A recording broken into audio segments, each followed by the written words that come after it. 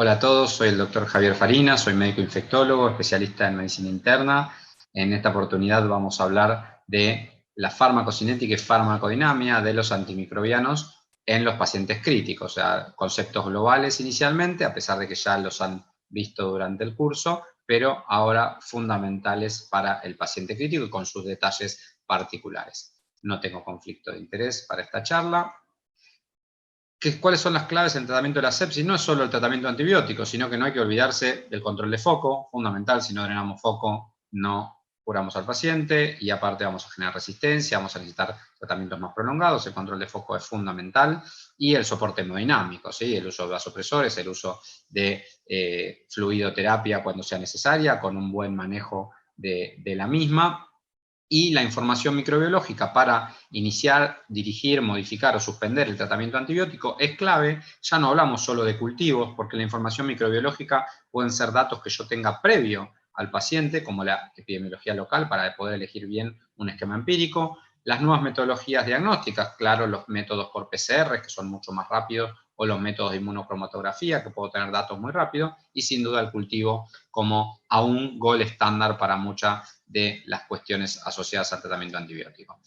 Nos mostraba Kumar estas gráficas que si yo me atrasaba una hora en el shock del uso de antibióticos incrementaba la mortalidad. Esto quizás un poco más discutido últimamente, este concepto, pero no deja de estar de más hablar de que si nos retrasamos en el inicio de antimicrobianos en los pacientes, como dice el bundle de la primera hora de sepsis, de tomar cultivos y usar antibióticos, y esto lo remarco porque el bundle muchas veces en las terapias intensivas nos olvidamos, el bundle no es administrar antibiótico en la primera hora, es tomar cultivos e iniciar antibiótico. Entonces, este timing que necesitamos en el paciente crítico a veces juega en la balanza con la multiresistencia, ¿sí? Cada vez tenemos más gérmenes resistentes. De esta lista de 12 que vemos acá, de la OMS, de los gérmenes críticos en Argentina, por ejemplo, tenemos 11 de los 12, y bien arriba las resistencias a los carbapenem de los bacilos negativos. Creo que esto ya es un problema que conocemos todos en el día a día.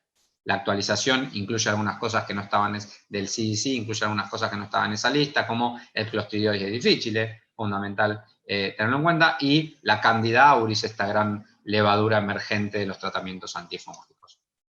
Cada vez menos antibióticos, a pesar de que en los últimos años hubo un repique en esto, cada vez hay menos desarrollo de antimicrobianos, y esto se convertiría en un gran problema, como muestra esta gráfica, que nos dice que una aproximación que en el 2050 puede haber 10 millones de muertes por infecciones por gérmenes justamente multiresistentes.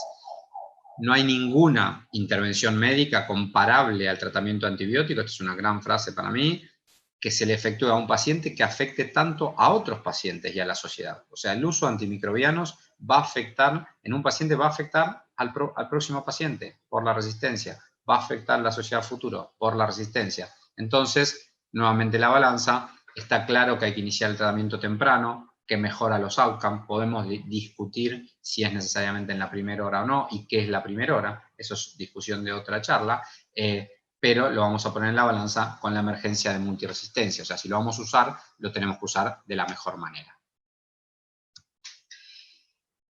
Conceptos que se mezclan muchas veces: apropiado, adecuado, óptimo. Bueno, el tratamiento apropiado es el que tiene en cuenta al resultado de bacteriología, principalmente a la sensibilidad, pero para que sea adecuado tiene que llegar bien al tejido, ¿sí? Yo no puedo usar un antimicrobiano que no llegue a la orina para tratar una infección urinaria, o que no penetre la barrera hematoencefálica para tratar una meningitis. Y el tratamiento óptimo es que llegue a ese lugar, que el germen sea sensible, pero además que llegue en una concentración y de una manera que sea su mejor farmacodinamia, su mejor forma de acción frente a ese microorganismo.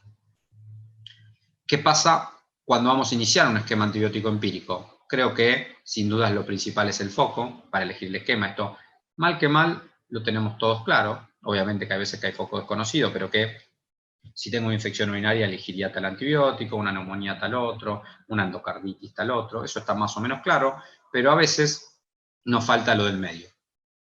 ¿Cuál es nuestra epidemiología local? Acá hablamos de pacientes quizás de terapia intensiva, en donde, ¿qué es lo que tenemos en la terapia? No es lo mismo mis gérmenes de mi terapia, mi resistencia, que la terapia de al lado o la terapia de otro país.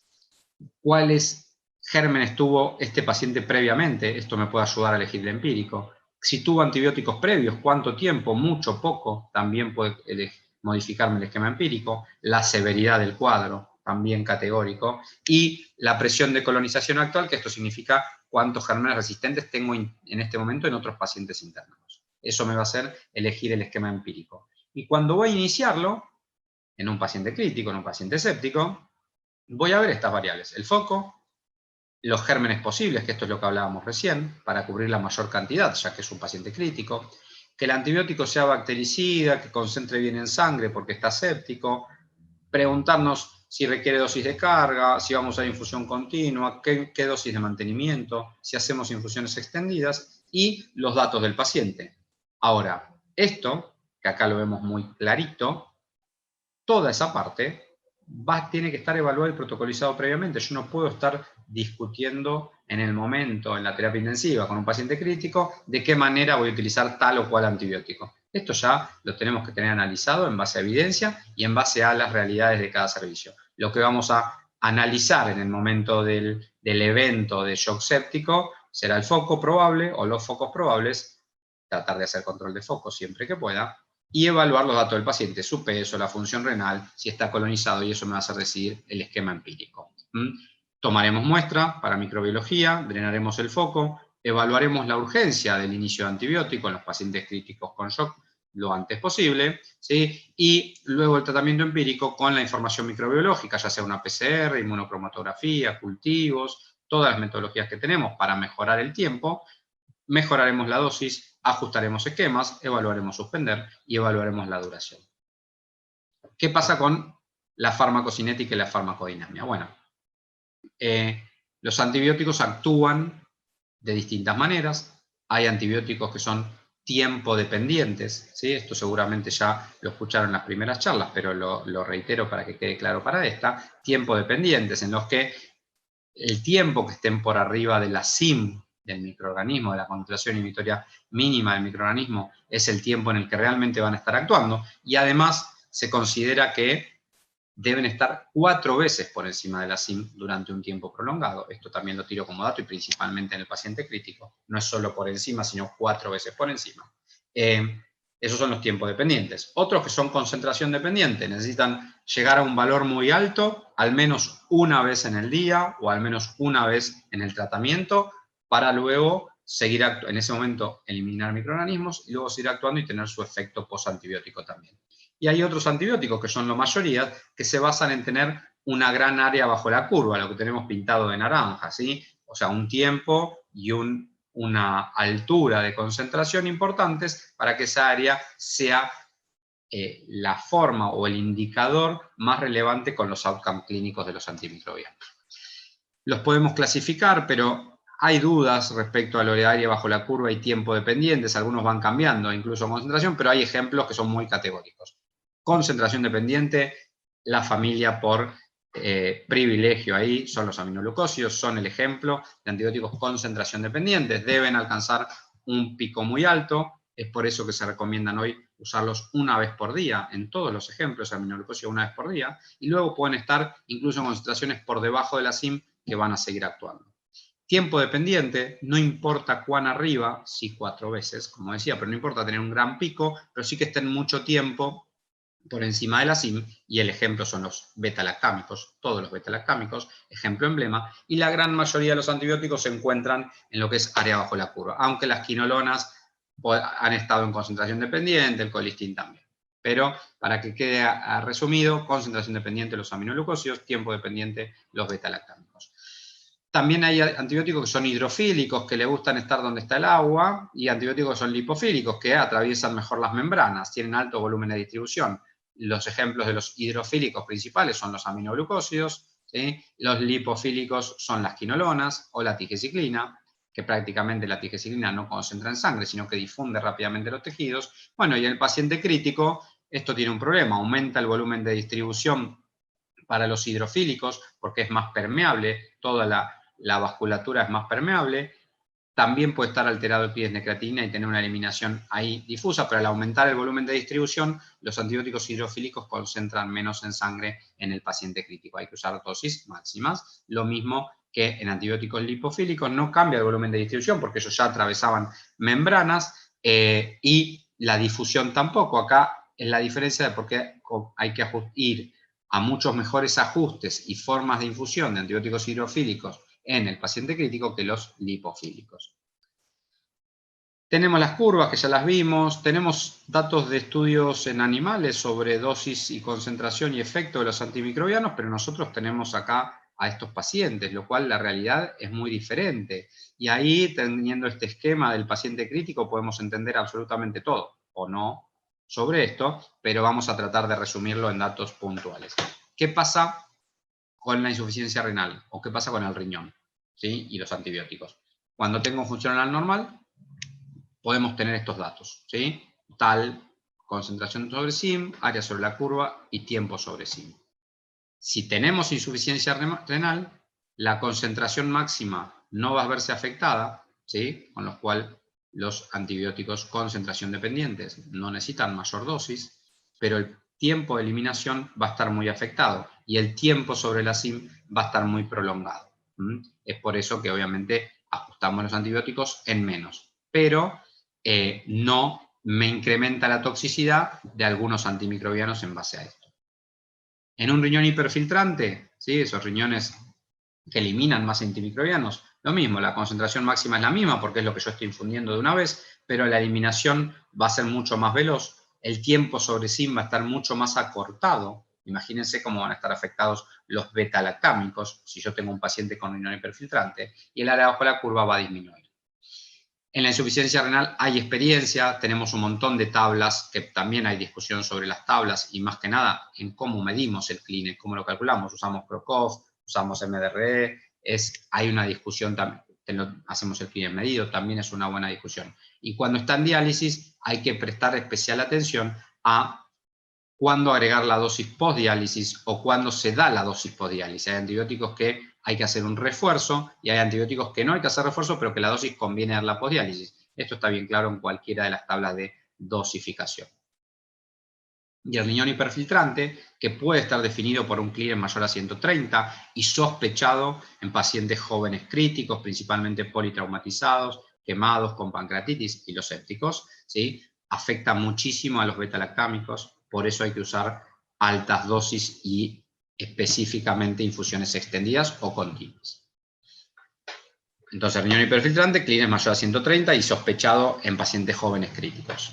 El volumen de distribución, ¿qué pasa cuando se altera en el paciente séptico? Bueno, al aumentar el volumen de distribución, van a caer las concentraciones máximas, va a caer el área bajo la curva y va a caer el tiempo sobre SIM. Esto es algo que pasa a todo paciente crítico, ¿sí? En el shock séptico aumenta la vasodilatación y el síndrome del leak capilar. Todo esto hace que haya más tercer espacio y que haya menos antibiótico en el sitio donde queremos, ya sea en sangre o en el sitio de acción. Afecta prácticamente a todos los antibióticos, pero principalmente a los hidrofílicos. Ahí tienen 3 ejemplos. Y estrategia frente a esto, nuevamente, dosis máxima, mayores dosis de carga, y lo que no dije respecto a los anteriores, pero también aplica, en los que se puede medir concentración de antibióticos, medir concentración. Aparte de estas alteraciones, tenemos el paciente obeso, cada vez más frecuente en nuestra terapia intensiva. Va a modificarnos en base, así tenemos antibióticos hidrofílicos que casi exclusivamente concentren en sangre. Entonces acá no me va a afectar mucho que tenga un paciente obeso. Acá estamos yendo al detalle, ¿no? O sea, no habría que ajustar específicamente un aminoglucósido a peso, a pesar de las tablas, ¿sí? Ya que no sale prácticamente al tejido adiposo. En cambio, los lipofílicos hay que ajustarlos al peso real. Si usa digesiclina, clindamicina, vamos a ajustarlo al peso real. Datos para el detalle para utilizar mejor los antimicrobianos. Además de todo esto, tengo la multiresistencia. Y si en gérmenes habituales veía esto, cuando yo tengo gérmenes resistentes, al aumentar la SIM, voy a tener menos área bajo la curva, menos concentración y menos tiempo. Todo esto va a afectar la eficacia de los antimicrobianos. Acá el resumen de los 4 gráficos en cambios en la insuficiencia renal, en el hiperfiltrante, en los gérmenes multiresistentes y en el BD aumentado. todo hay que pensarlo y sospecharlo en el paciente crítico. La insuficiencia renal, insisto, es la que más estamos acostumbrados, el hiperfiltrante y el VDA aumentado estamos aprendiendo. Nuevamente venimos a esta diapo, ¿sí? En la que tenemos que recordar que el germen, o sea, los gérmenes que tenemos en nuestra terapia y la forma de usar el antimicrobiano en base a todo esto, tiene que estar protocolizado. Le agregamos la multiresistencia, aparece la complicación. ¿Y qué herramientas contamos para esto? Bueno, la dosis de carga. Hay antimicrobianos que mejoran su farmacocinética, su farmacodinamia y el outcome de los pacientes utilizando dosis de carga. La vancomicina, no podemos no usar dosis de carga hoy para tratar un paciente crítico con estáfilo, una infección por estafilococo. La dosis de carga en colistin, ¿sí? Alguna dosis de carga en aminoglucósidos, quizás más discutido. Pero esto también evaluar antimicrobianos, porque hay antifúngico también que requieran dosis de carga, utilizarla. Y la vancomicina quizás es la que todavía nos sigue costando adaptarnos a usar dosis de carga siempre. Tratamientos combinados, hay una charla de esto en el curso, pero bueno, entender que el tratamiento combinado para ampliar cobertura, o sea, usar 2 antimicrobianos para ampliar cobertura inicial y no pifiarle, no errarle a una sensibilidad o resistencia a algún microorganismo que bailar, es distinto a usar 2 antimicrobianos para mejorar la eficacia. Esto se va a desarrollar en otra charla, pero también es parte de mejorar el uso de antimicrobianos. Y lo que tenemos que mejorar es la forma de infusión, a lo que se le da poca importancia todavía. Acá ven bien claro el tiempo sobre SIM, o sea, cuánto están esas curvas por arriba de la SIM, si usamos infusiones en 30 minutos, en 3 horas o infusiones continuas. Entonces, si yo hoy voy a usar un beta-lactámico en un paciente crítico, no voy a optar por la infusión en 30 minutos, porque dependen del tiempo sobre SIM. Voy a optar por infusiones continuas en quienes se pueda, o infusiones extendidas en el resto. 3 o 4 horas de infusión, por ejemplo, para meropenem. Siempre que pueda, hacer monitoreo terapéutico de drogas, medir concentraciones, nos va a ayudar. No todos los antibióticos tienen esto disponible. La vancomicina quizás es la que tengamos más difundida, el valor de vancocinemia y los aminoglucósidos. El resto todavía nos falta aprender y nos falta disponer de métodos para medirlo, y la verdad que todavía tampoco sabemos bien la correlación de la concentración en sangre y el outcome clínico en todos los casos. Pero siempre es mejor medir, siempre es mejor tener el dato y al menos saber que si es baja tendré que optimizar, si es baja la concentración tendré que optimizar la dosificación. Acá hay una muy buena tabla de Timsit de hace 2 años, en la que nos muestra cómo mejorar la dosificación de los antibióticos quizás más utilizados y la forma de acción de los antimicrobianos más utilizados, cómo adaptarlos en insuficiencia renal, cómo adaptarlos en hemodiálisis y cómo utilizar la primera dosis. ¿Sí? Recuerden que la vancomicina, además de tener dosis de carga, requiere dosis ajustada a peso. ¿Sí? Desterremos el 1 gramo cada 12 para todos, sino que es ajustado a peso. Usar bien antimicrobianos no solo farmacocinética y farmacodinamia, sino que los tratamientos acortados son de gran eficacia, igual que tratamientos más prolongados. Ahí ven la comparación de esta tabla, que seguro la conocen, de nueva evidencia. No necesitamos 14 o 21 días para todos. Hoy la mayoría de las infecciones pueden tratarse 7, 5, 8 o 10 días. ¿Sí? Pocos ejemplos quedan de más de esto. Para usar bien los antimicrobianos, entonces, vamos a tomar muestras para cultivos, en realidad para microbiología, porque no solo cultivos, como aclarábamos previamente. Es fundamental para ajustar el esquema, para decidir cuándo suspender, para decidir cuándo hay que modificar la dosis. Tener desde microbiología una comunicación eficaz con el equipo médico tratante, con los resultados, para que sea rápido para el paciente crítico. Necesitamos en tiempo rápido tener resultados, tener comunicación.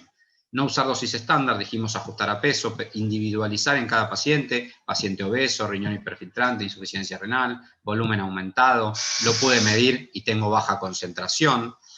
Medir niveles justamente y usar dosis de carga siempre que corresponda, reevaluar diariamente el tratamiento, descalar con los resultados de microbiología y pocos tratamientos ameritan más de 7 o 8 días, adaptar el tratamiento a cada paciente, uso individualizado y encuadrar todo esto en un programa de uso adecuado de antimicrobianos. Muchas gracias.